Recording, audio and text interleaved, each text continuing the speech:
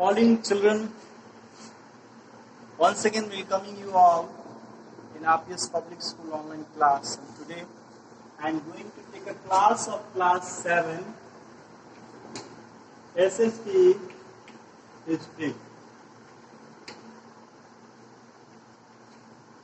तो आज हिस्ट्री के बारे में हम लोग जो पढ़ रहे हैं वो चैप्टर नंबर हमारा 4 है, जो कि मुगल एम्पायर के बारे में है।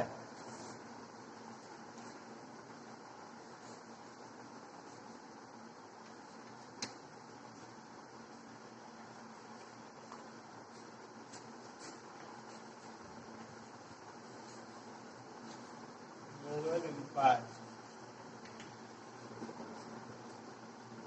ठीक है। आज जो टॉपिक मैं आपके सामने लेकर आया हूँ बड़ा ही महत्वपूर्ण टॉपिक है। हम लोगों ने पढ़ाई किया था इससे पहले कि कैसे कैसे जो है राजा, कैसे कैसे सुल्तान जो थे उन्होंने वर्क किया यहाँ पे, और वर्क करने के बाद में वो आगे कैसे कैसे बढ़े और उन्हें क्या क्या चीजें मिली।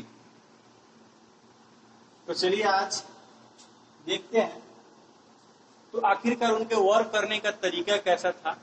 सबसे पहले दिल्ली सल्तनत के जो सुल्तान थे उनका एडमिनिस्ट्रेशन तो हमने देखा ही, और इनका एडमिनिस्ट्रेशन देखते हैं कि आखिरकार ये क्या ऐसी चीजें उनमें थी जिनके कारण ये लोग इतने दिनों तक रह गए भारत में और इनका शासन भी अच्छी तरह चला। चलिए आज है मुगल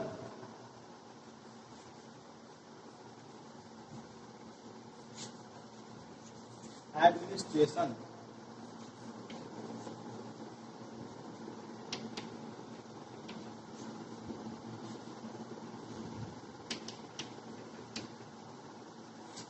मुगल एडमिनिस्ट्रेशन के बारे में आज देखते हैं। एक सबसे पहला जो आता है हमारा वो है गुजरात।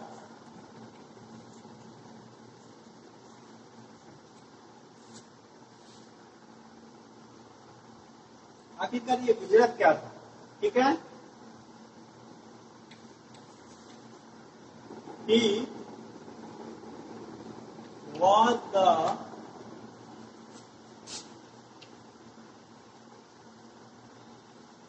person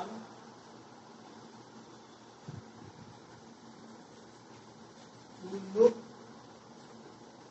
after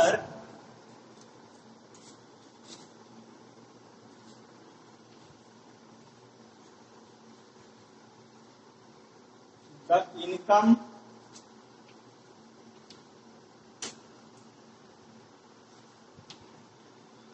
expenditure। दूसरा क्या था, दूसरा में आज देखेंगे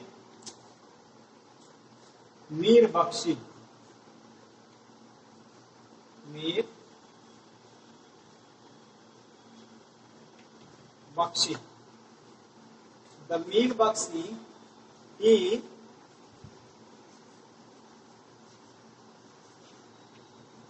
looked after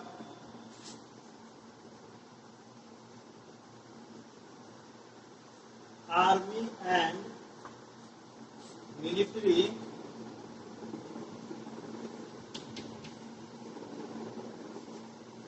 affairs।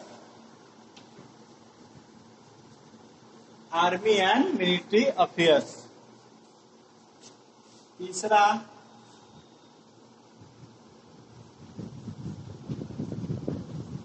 मेरे समन, he looked after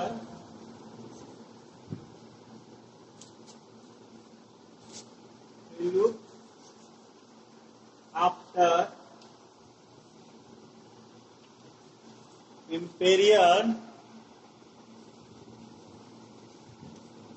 हाउसहोल्ड, ठीक है। चौथा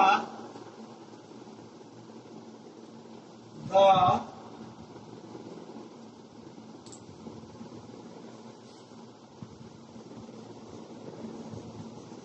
दारोगा ए दक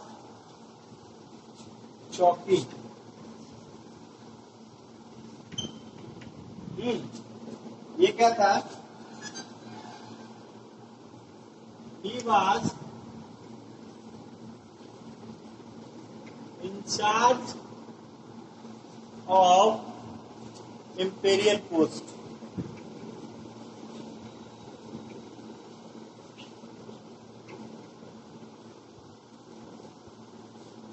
पांचवा,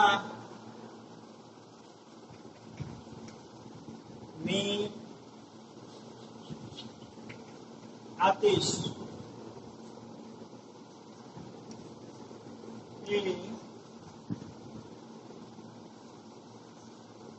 supervised the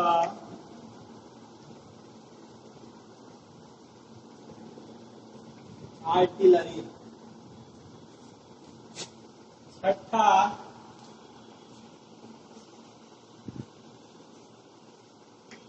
Diwan ईतन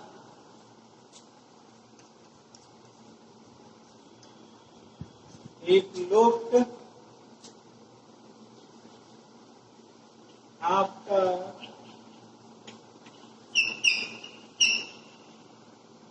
matter relating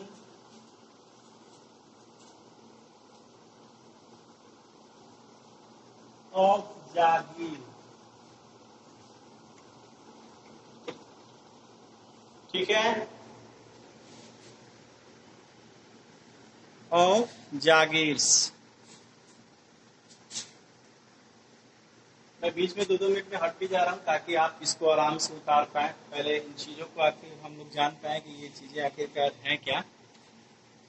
तो देखते हैं, आज हम लोग पढ़ रहे हैं मुगल एडमिनिस्ट्रेशन के बारे में कि मुगल का जो एडमिनिस्ट्रेशन था कैसे वो अपना शासन व्यवस्था चला रहा था, कैसे उसके मंत्रीगण वर्क करते थे, किस मंत्री का क्या क्या वर्क था, ये सारे वर्क इसमें लिखा है और इसी को मैं आपको डिटेल करने जा रहा हूं। तो चलिए आगे देखते हैं। द वजरत he was the person who look after the income expenditure. वही व्यक्ति था जिसको इनकम और एक्सपेंडिचर,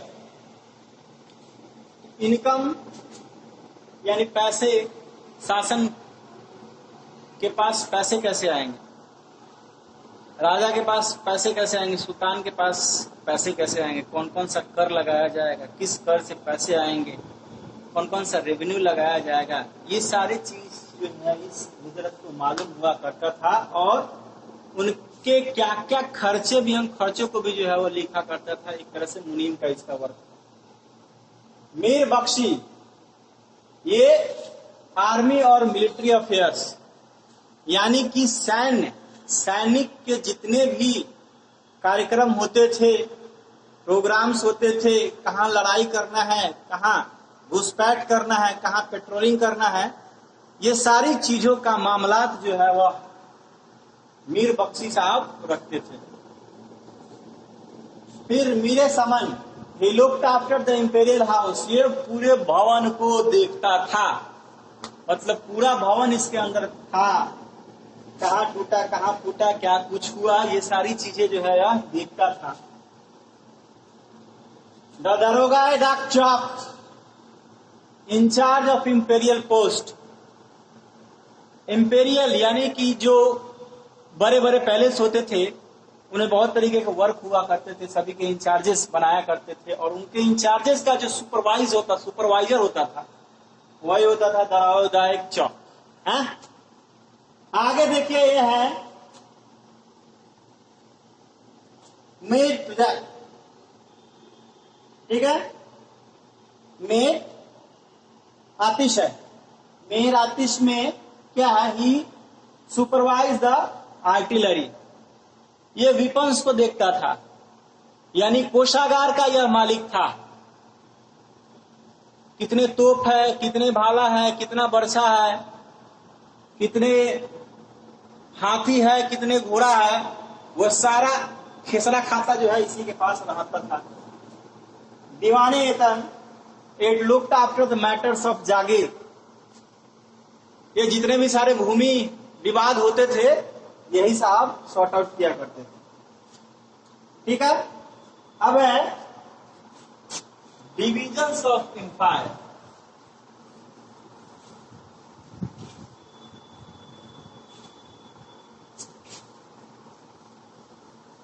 नेक्स्ट क्या है हमारा, division of empire.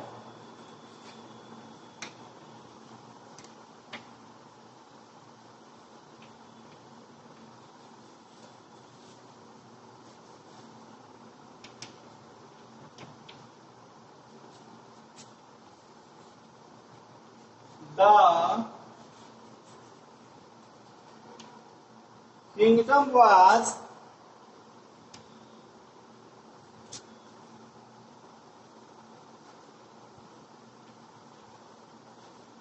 divided into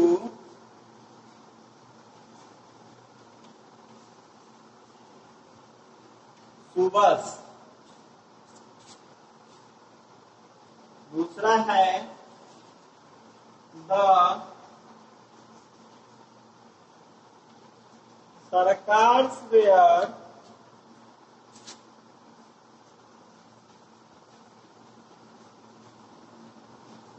सब डिवाइडेड इंटू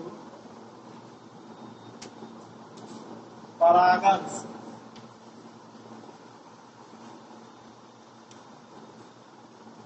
है ना।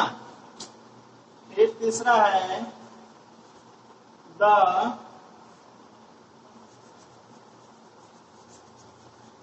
Pragna consists of a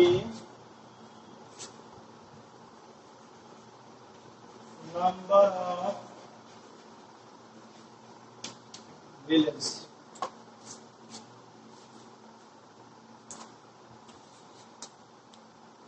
तो चलिए आज कुछ डिवीजन में देखा जाए इस एम्पायर में कैसे कैसे डिवीजन होता था। जैसे हमारा भी डिवीजन है ना, एक देश है, एक देश में 9 स्टेट्स हैं, 9 यूनियन टेरिटरीज हैं। सभी स्टेट्स में बहुत सारे जिला हैं, यानी बहुत सारे जिला मिलकर एक स्टेट बन गया। और बहुत सारे जिला में बहुत सारे गांव हैं और उन सारे गांवों को ब्लॉक वाइज बांट दिया गया है। और उन सारे ब्लॉक में बहुत सारे जो है वह वार्ड मेंबर्स हैं। इस तरीके का डिवीजन हमारे अभी भारत में है जो कि चल रहा है। वैसा ही डिवीजन कुछ था मुगल के शासन काल में। The kingdom was divided into सूबास। पूरा साम्राज्य जो है वो सूबा में विघटित था। द सरकार वेयर सब डिवाइडेड इंटू परागन्स। और वहां की जो सरकार जो थे, सूबे पर जो अधिकार होता था उसको परागन में विघटित किया गया था, बांट दिया गया था। और परागन जो है वह बहुत सारे गांव से मिलकर जो है वह बना होता था, यानी कि डिस्ट्रिक्ट, है ना। तो इस तरह से शासन व्यवस्था जो है मुगल्स का था। और मुगलों ने अपना शासन व्यवस्था इस तरह से कायम किया। साथ ही शासन व्यवस्था में हमें यह मालूम पड़ता है कि इस शासन व्यवस्था का कहीं ना कहीं प्रभाव हमारे भी अभी की राजनीतिक जो सिचुएशन है उस पे पड़ती है। जैसे कि जो डिविजन्स हुए तो आज भी उसी डिवीजन पे लगभग जो है वह वर्क किया जा रहा है। धीरे धीरे करके बहुत सारे सुधार भी आ रहे हैं। लेकिन चक्कर यह था कि उस समय मोनार्ची सिस्टम था और आज डेमोक्रेटिक सिस्टम है। और डेमोक्रेटिक सिस्टम होने के कारण हमें बहुत सारी चीजें सीधी रूप में मिलती है। हमें अपने सरकार को चुनने का मौका मिलता है, साथ ही यह जानने का मौका मिलता है कि कौन सा सरकार हमारे लिए फेवरेबल काम कर रही है, कौन सा नहीं कर रही है। ठीक है। फिर दूसरी बात कि इनका डिवीजन होना बहुत ही जरूरी था, क्योंकि मुगल का जो शासन व्यवस्था इतना ज्यादा बड़ा होता जा रहा था, क्योंकि जैसे जैसे उन्होंने मिलिट्री कैंपेनिंग चलाई थी, उनकी मैट्रिमोनियल पॉलिसी थी, उनकी डायरेक्ट पॉलिसी थी, उनकी आर्टिलरी पॉलिसी थी, उनको युद्ध करने का जो तरीका होता था जैसे जैसे अपने किंगडम्स को एक्सपेंड कर रहे थे, तो ये डिवीजन एकदम जरूरी था, ताकि वर्क को, किस वर्क को, शासन व्यवस्था को प्रॉपर चलाया जा सके। अगर शासन व्यवस्था प्रॉपर नहीं चल पाएगा तो राजा का कोई औचित्य नहीं रह जाएगा। तब हाल वही होगा औरंगजेब की तरह।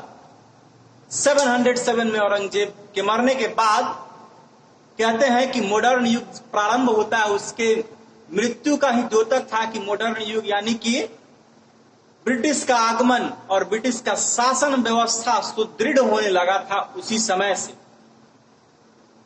और धीरे धीरे करके अंग्रेजों ने अपना शासन जो है पूर्णतः हमारे भारत पर जमा लिया। तो चलिए मेरे प्यारे बच्चों, आज के लिए इतना ही, और कल अगले क्लास में हम लोग मिलेंगे। तब तक के लिए फर्दर टॉपिक के लिए धन्यवाद।